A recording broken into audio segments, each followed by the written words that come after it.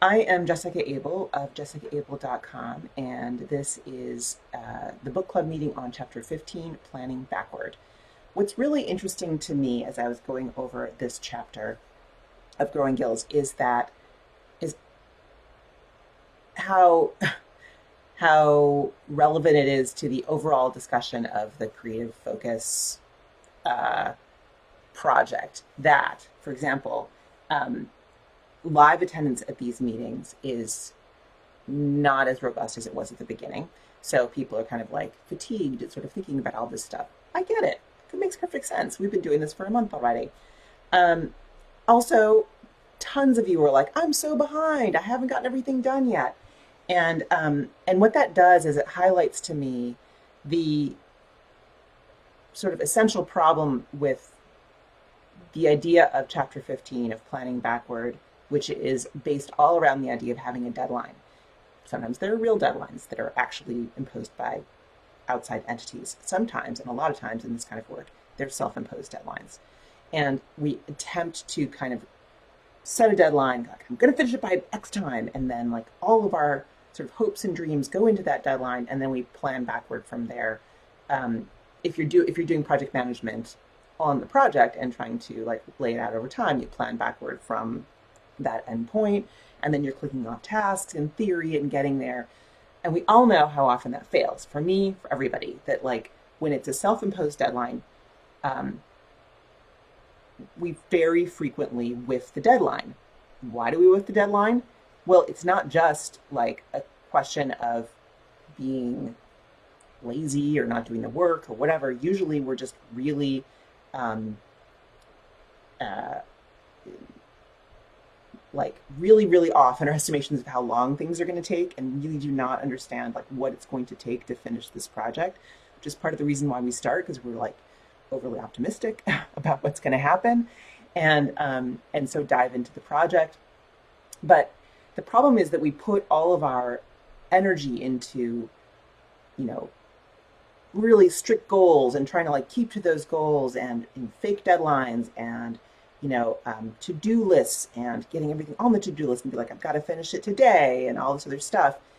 And what that leads to, as we all know, is a lot of self-blame, a lot of procrastination, potentially a lot of just feeling really responsible for everything that's kind of not happening on the project.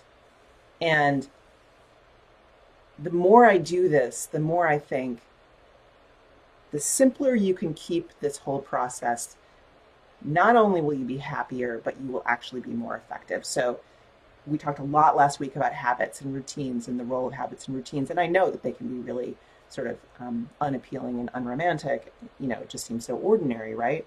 There's the rush of the deadline is in itself is also, it's a little bit more sort of like a romantic thing to kind of think about, like, oh, I have to get it done by X time. Habits aren't sexy, but showing up to work day after day and keeping it going and doing it in a way that feels human and obtainable for you is a way to actually make the project happen and actually get it done frequently, as fast or faster than if you set these really, really tight deadlines and goals. So if you're sitting here and thinking, I am so behind, I wish I were up to date on all this stuff, I want to reassure you that you are doing just fine. The most important thing is that you show up to your work on a very regular basis. Whatever that means to you, whatever fits in your life. If you only have a few minutes a day, that's fine. If you have a lot of time, making sure this happens before you go off into, other work and other things that you're working on, so that you're actually moving forward on it. So I'm going to talk about the topic of planning backward and planning for deadlines, but I really want to start off with that we're in chapter 15, the end of part 3 of a book that's very long and has a lot of activities and a lot of things to do. And you do not have to do all the things in the book to succeed at obtaining creative focus or having done Growing Gills. You don't have to have any of those things. You just have to keep moving forward. So I'm not seeing anything new popping up in the chat about this. I want a big high five from you, big thumbs up if you were thinking about what this means for you right now. the difference between, this intense focus on a goal and a deadline, which often just makes you feel like you're late and you should have already finished this, that focus versus today. What am I going to finish today? What am I working on today? Where's my focus right now? And how can I just keep this project moving forward? I really want to get that foregrounded. I want everybody in the chat talking about how that looks for you. Now I'm going to go forward and talk about how you plan for a deadline, because there are real deadlines to plan for. But this is a really, really important piece of this. Okay, yeah, so I'm seeing in the chat there's a lot of stuff about Susie's saying, my projects tend to contain a lot of new learning, so very difficult to get time estimates right. That is the nature of projects. Even if you are, experienced at what you do, and most of you are experienced at what you do, the creative process for something worth doing, really big and challenging, is going to have a lot of questions in the middle. That dark forest piece is going to happen.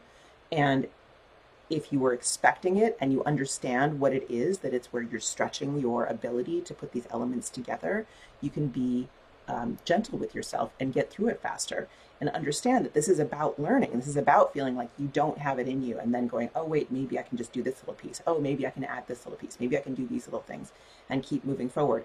But if you're saying, like, I have to finish this chapter by X time, that isn't even a real deadline, doesn't relate to anything on the outside, that's going to prevent you from actually focusing on what the work is that's in front of you. Anne is saying that focus on habit and routine is very helpful. Susie is saying, grateful for the emphasis on habit and routines, getting me through lockdown. I was floundering. Thank you, Susie. I'm really glad that's helpful for you. And I also think that so much floundering happens outside of lockdown too. This is going to be something that carries you through after we get out of this situation. Liz says encouragement helps. Great. Pamela says, I'm at the point in my big project where process is more important than product. Absolutely. Lisa keeps thinking of my spiral staircase analogy, if that helps. I think that does help, in the sense that if you look at what you're actually achieving, what's actually happening for you, what you are learning, and how you are spiraling up the spiral staircase, it can help you feel like you are achieving, even if you can't see concrete results right away. Ali says the today focus is very helpful to me in how I work. Liz, focus on habit versus one large project is a relief after the other focus. But sometimes a project is good for getting my butt moving. Yes, I mean, I think that there's always a balance to be struck here between tight deadline focused, kind of putting a little bit of pressure on yourself while maintaining sort of at the same time a sense of self-forgiveness and flexibility. It's, I mean, for some people, not having anything in place at all, like if you don't have a habit that's rock solid, if you haven't built that yet, you just haven't got there yet, not having a deadline can mean just kind of not really doing anything. But then the focus can be on creating that habit through the project. So I often talk about projectizing habits. So it's not like, because a lot of people say my goal is to create a habit. Well, okay, but when is it created? When is it done? So if you put it within the container of a project, like I will do this much, these many times a day on this project, which is towards this goal, then you can also have a sense of finished when you get finished. It doesn't have to be on a deadline, but you are moving towards something. So that is definitely it's a balance to be struck. And I don't necessarily think everybody needs to just chuck all time-based markers of all kinds, like by this day, by this day, by this day, out the window. I mean, after all, I'm asking you to set top threes for tomorrow. Potentially you could set top threes for your week. But if you're starting on the 6-week horizon or the 12-week horizon, I mean, I set 12-week goals, but I'm moving the goalpost constantly. And it doesn't make me feel great to do that. And sometimes I think I should just not do it at all.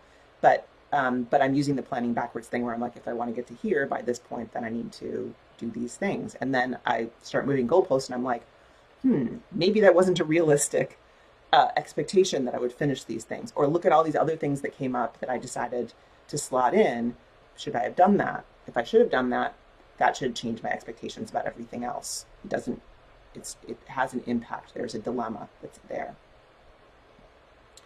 Jones is helping in a concrete way. Excellent. Kelly, being proud of the work I've gotten done, even if it's small amount steps and not necessarily sprints. Very good. Yes. Sil says, what I can do today looks doable, and if it doesn't happen, fatigue, etc., I can show up tomorrow. Yes, exactly. Um, do you know a nicer term than a deadline? Well, I mean, maybe we need to keep it a mean term so we sort of understand the weight of what we're putting on ourselves when we set that kind of line. Like that term deadline can actually be like a warning sign that, oh, pay attention to, how much you're asking of yourself here. Christine says, I'm pushing myself to make new good habits. It seems bad habits come so naturally. Good habits are hard work. I got 4 days into my new good habit of starting work immediately in the morning before I get distracted. Awesome. Excellent. Congratulations. That's great. They are harder. Good habits are harder. And the reason why is that the rewards of good habits are harder to pinpoint. But this is one of the rewards of good habits. Like that feeling of like pride that you are somebody who shows up to your work. That is one of the rewards of a good habit. And those are the kinds of things you have to really highlight for yourself and pay attention to. And that's what, the weekly reflection, weekly review is really useful for that. Like, look what I did. That's amazing. I'm amazing. I'm going to keep going with this because it feels so good. Bad habits tend to be things like, you're eating ice cream every night or something like that. It tastes good, like it's immediate. So you have to find ways to attach positive reinforcement to the habits that you want to build. If they're all about punishment, they will not stick. They have to be about reward. Janice says, attaching a new habit to an existing habit, that is really helping me. Awesome, good to hear. Rowney says, my work life is a mosaic of deadlines. Growing Gills is helping me be more realistic in many ways, breaking things down, habits, and radical adherence to reality. Great. If you have real deadlines, this technique is going to help you. I'm just encouraging you, when you do not have real deadlines, to push the balance between the sort of deadline thinking and the habit thinking toward the habit and the daily and the showing up much more than that larger goal-oriented kind of thing. Okay. Mindy, being able to name the things that get in my way, like closing loops, has helped me label, categorize, and schedule them for later, and then my mind lets go of them. Perfect. That's exactly what the open loops procedure is for, is to be able to put those things to sleep until you need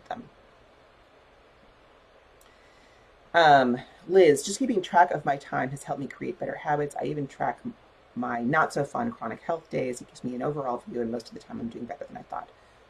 Great. I think that when you can use time tracking to reinforce your radical reality, because often the radical acceptance of reality can feel negative, like, oh, there's all these things I imagine I can do and I can't do them, but that's also positive, like, oh, I really did actually achieve things. I did take care of myself on a chronic illness, bad day. I did all these things.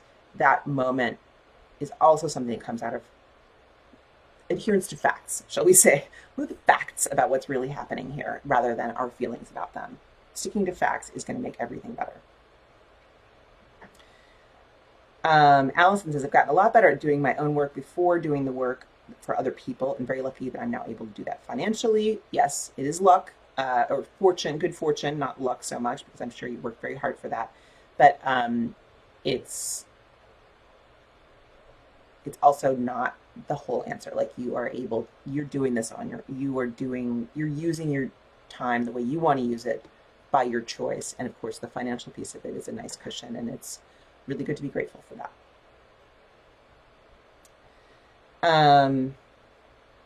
All right, so Julia, in order to have an important conversation with my current client who's on a flexible timeline, this made me realize that I needed to look at the project after this one for a different client with hard deadline and work backwards on that one first. Yeah, good. So that's another way to look at things, is like, if there's a hard deadline, we got to get this on the calendar. Everything else has to fit around it. So that's really great. Christine says, having the accountability of the CFW community, even though I'm new at it, is helping. We're so glad you're there, Christine, and really looking forward to continuing to work with you there. Susie says, I've set a 12-week deadline, 6-week review because my project has no real deadline, entirely up to me, no external motivator, and I'm agreed with myself that the deadline can change if I choose, but I need to do it deliberately. Yeah, I do think you need to consider it and think about it, but again, like, just weight that balance toward the habit and away from the deadline and the goal. Okay, I'm going to get off the comments now because you guys are writing really good stuff and I could read them all day. I love reading your comments. Okay, so let's just get into the body of planning backward. The main thing about this is this was a secret to this goes together with the project planning, project path piece. It's just sort of an additional layer. And again, in a future edition, I'd probably like put these things together because it seems silly to have this over here. But essentially, the all this is looking at the end result, doing the same thing we did with planning out your project earlier. I forget which chapter it was in, chapter 9 maybe, where you break things down into phases. So break it down into chunks, and so it's going to be this phase, this phase, this phase. Then break those phases down into tasks. So what are the actual things you need to do in order to complete that task? What does finished look like? Define all of those things. And then you need to look at your deadline and say, like, all right, well, I need production to happen here because that's right before the deadline. I'm going to give that this many days because I have this many tasks. Then I'm going to go backwards and say, like, well, how do I have to prepare the thing, whatever it is? This is what this looks. Here's the preparation phase. Here's the whatever phase, and working your way backward. Now, if you look at this when you've laid out this calendar over whatever period of time it is, and I recommend never going above 12 weeks because even for me, and I've been doing this a lot for a long time, 12 weeks is really like too long. When I start at the beginning, I think, oh, this is what's going to happen, and then like a month later, everything's changed. So 6 weeks is a good time horizon for this. If you have a larger project that has a much longer time horizon, you want to do kind of like a generalized version of the whole project path in the sense that these few months are going to be production. This year is going to be the execution of the plan or the act phase in the creative engine. This phase over here is going to be preparation, research, da da da da. And you kind of have a sense of like how long do you have, and then break down within each phase and get down to that sort of 6 week time horizon. How much do I really feel like I need to finish on this in order to hit this 3-year deadline or whatever? I mean, 3-year deadlines are a nightmare. I've had them; they're a problem. But like it depends on the project in that sense. So I would. Let's see. I'm seeing something cool in the. Allison is replying to Julia here. Yes, like I can tell people I will be able to start your project in 4 weeks and no one is mad. Yes, that is awesome. Totally awesome. I love that idea. When you know what your actual bandwidth is and what's available, you can very clearly say, like, look, I have time in my schedule here, but not here. How's that for you? And for the most part, people are like, oh, okay, well, I'm just going to make that part of my schedule clear and we'll work together at that point. And it's really a much more, you're coming at it from a sense of control and strength when you make have those kinds of conversations with the knowledge that you are correct, that you just don't have time to do it until that time.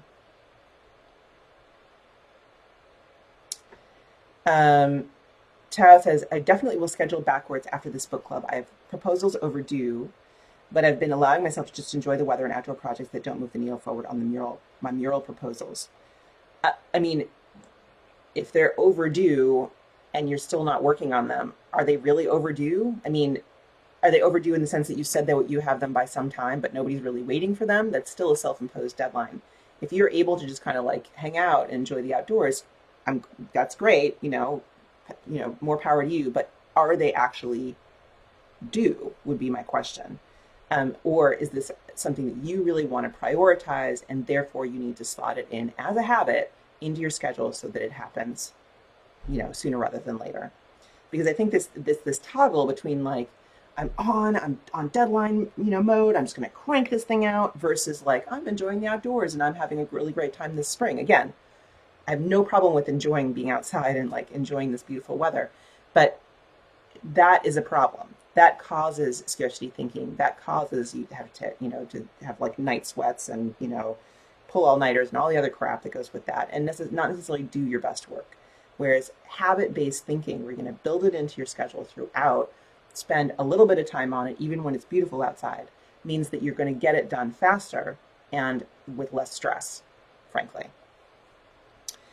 So Tao, I mean, that's just my take on this, and maybe I'm totally wrong about your situation, but jump in the comments and let me know if I'm off base there. Allison says, I used to be afraid I'd lose their business if I didn't drop everything. Now people get in touch with me much more in advance, and it actually makes me look desirable. That is a key insight. Pay attention to that. It's hard to breathe into that, but it's working.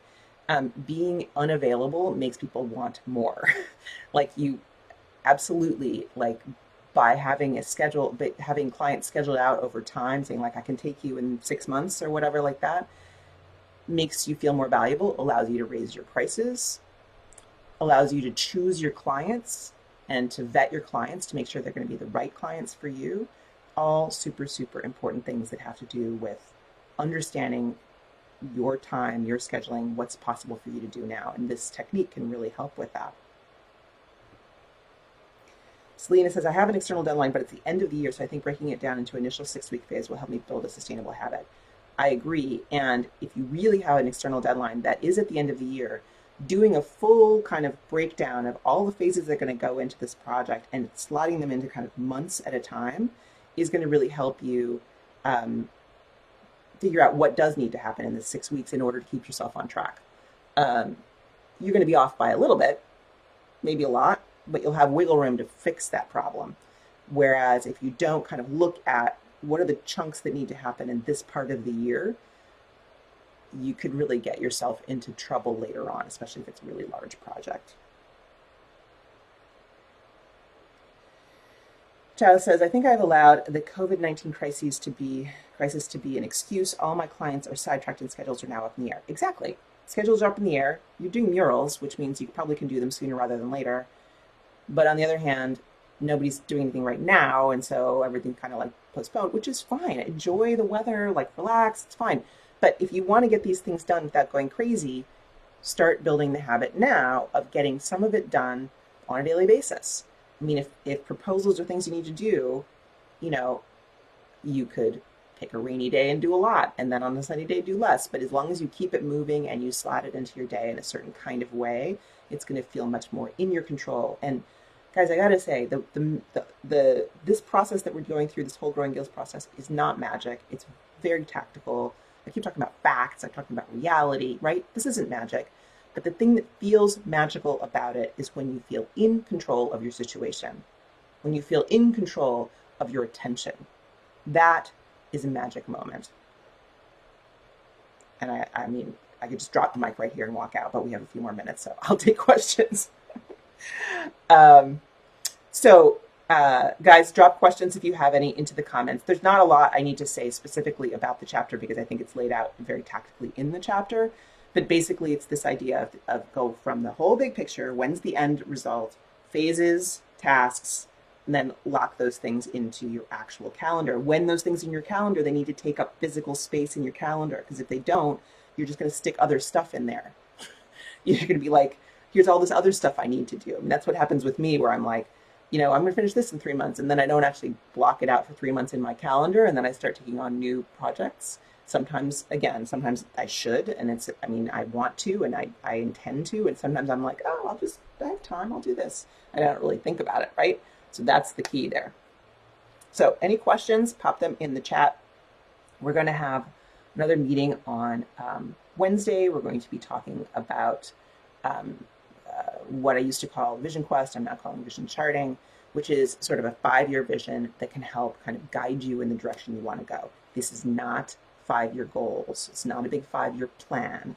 It's just a vision for the direction you want to go. So I think that's really, really important. Again, all of this stuff that we're doing here, all of these, there's a lot of elements in Growing Gills that I feel like could be boiled down into like a much shorter book with fewer exercises and more sort of focus on the right things. And so this is one of the things I think I've done in evolving the Creative Focus Workshop and the Autonomous Creative Collective. It's all there. That's the way I run that program. And, try to really keep the focus on the things that are truly important, as opposed to kind of like, here's all the things you could do. So again, if you're feeling overwhelmed, remember, focus on habits. The Creative Focus Workshop is open for enrollment, so I hope you will consider that, jumping into that. You do not have to finish Growing Gills in order to do the Creative Focus Workshop. It absolutely is, in fact, you can stop Growing Gills if you join the Creative Focus Workshop, because it really covers the essentials of all of that in a much more, I think, actionable way. Okie doke, let's see.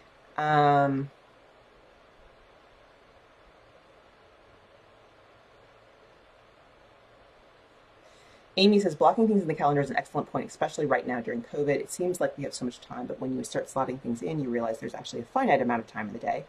Yes, there is. That's called radical acceptance of reality, even if you're home for all of it. Yes. I actually had a question about this in the ACC today in the Autonomous Creative Collective, where one of my students was like, do we really need to do the aligned week because I have all my time available and I don't have anything marked off? And I'm like, are you actually finishing your top three? Are you doing the things you intend to do? Because if you're not, yes, you need the aligned week. I mean, if you've got it, like you're doing all the things you intend to do, no, you don't need to plan it all out. Just wing it because you're doing fine. But when you're like, oh, this isn't turning out the way I want it to turn out, that's when you need the aligned week. So again, the aligned week, you have the top threes for the day, you have the aligned week for like your week scale, and now we're talking about like a 6-week scale. Sonia says, I used to scoff at people who live by their calendar because it felt like they're remote controlled. Now I'm beginning to enjoy the little pings as small reminders of what I set as a priority for that day and not remote controlled at all. No, you are in control. You are definitely in control. Now, word of warning about scheduling too many things one after another in your calendar, you really need to pay attention to your work style and work patterns. If you are somebody who does Pomodoros and likes to switch tasks, then you can have half-hour chunks all day. If you're somebody like me who likes to work like 3 hours on a thing, you don't want something pinging in the middle and interrupting you. And sometimes just the idea of trying to schedule all of these things can just make you feel like you're in a straitjacket. That's not really the point. It's more like, this is the day I'm going to work on this. This week, I need to finish these things. And during when I get to that week, I'm going to slot those into this place. Like those are the kinds of things I'm talking about. Sometimes for some people, hour by hour planning is important. For others, it's just like, does not work, and it's fine. You can do it either way. The main thing is to know what your top goals are to make sure those are happening on a habitual basis. Brownie says, how do you strike a balance between time taken readdressing the schedule when it's gone off track, moving goalposts, and trying to focus on getting on with the project, given I'm always behind my own schedule? Well, first of all, if you're always behind your own schedule, start now changing the way you schedule and leave a lot more space. That's number one. That will save you a lot of time rescheduling things. Leave it open, much more open, many fewer things on a day if you're always quote unquote behind. That's number one. Number two, I would say, if you need to deal with something that has to happen today, then take a break and reschedule stuff. If not, end of the day is the way to do this, and take 5 minutes, 10 minutes, and like move stuff around the rest of your week and figure out what's really going to happen and what's not. But number one is, if you are habitually behind, then something's wrong with the amount that you're asking of yourself. And that means as you plan in the future, ask less of yourself. All right. Question, Amy, I don't understand the difference between the Autonomous Creative Collective and the Creative Focus Workshop. Good question.